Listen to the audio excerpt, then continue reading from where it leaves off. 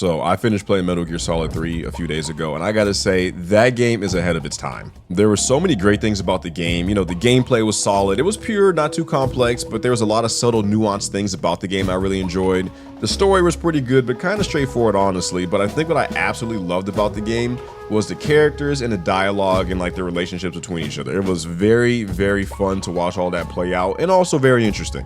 I think what made the game so funny and charming to me was that like the setting was like so high stakes because it's Cold War. You have all these operatives moving about, double agents. You're trying to prevent the nuclear threats. You know, there's a lot of movement happening. There's like this certain level of professionalism that you think that comes with all of that. And then Snake gets on the codec. He gets on the phone with like Sigint, and you know, Sigint's like, "Hey Snake, why is your shirt off?" And Snake is like, "Is there a way to take my pants off?"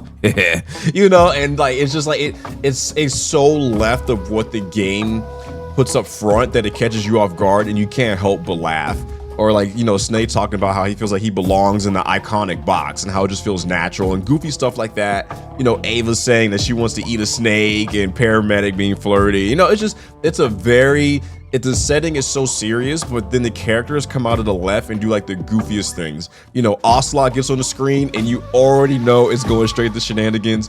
Volgin can be a little creepy at times, but Volgin and Ocelot interactions are funny. The boss bullying Volgin, you know, like this big 7 foot, 8 foot tall Russian electric dude getting bullied by the boss, and she just puts him on his ass. And it is just like everything is so opposite of what you think is going to be.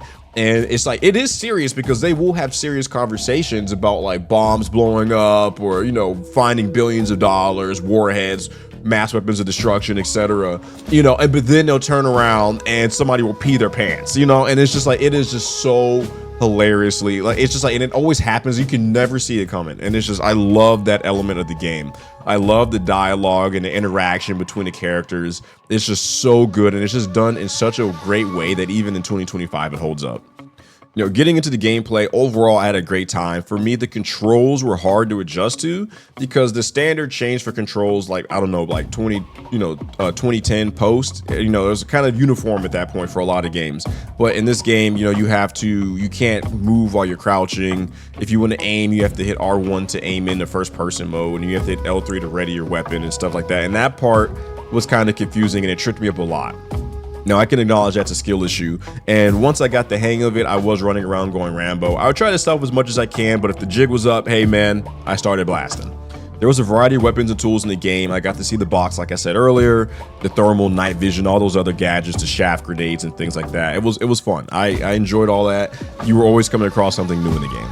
Now, I do gotta acknowledge the cutscenes. The cutscenes did run a little long sometimes, but it's like, I'd rather just kind of get all my cutscenes up front, then cut me loose for a while, play the game. And the story was interesting, so I wasn't upset about the cutscenes. It's just that sometimes they did run a little long, but that's, you know, it's more of a movie theatrical experience with some good gameplay mixed in between, not one or the other. So I'm thankful for that at least. Even if they're long, they're good, informational, you learn a lot, or they're funny, goofy. And the gameplay is really strong to where like you want to get back to that. So I think that's a compliment to the gameplay too. There's so much more I want to say. I absolutely love the game. Every second of it was a blast. I feel like it is a classic for me now. I put it up there with like Ocarina of Time, Kingdom Hearts 1's, you know, great games that, you know, decades later are still great and stand strong against, you know, current games that are coming out. So thank you, Hideo, for giving us Metal Gear. And I want to hear from you guys. If you've played it, what's your favorite Metal Gear memory? You know, what do you think of the game? Are you excited for the remake? Y'all tap in with the sub, follow, like, all that good stuff. Y'all stay safe. Peace.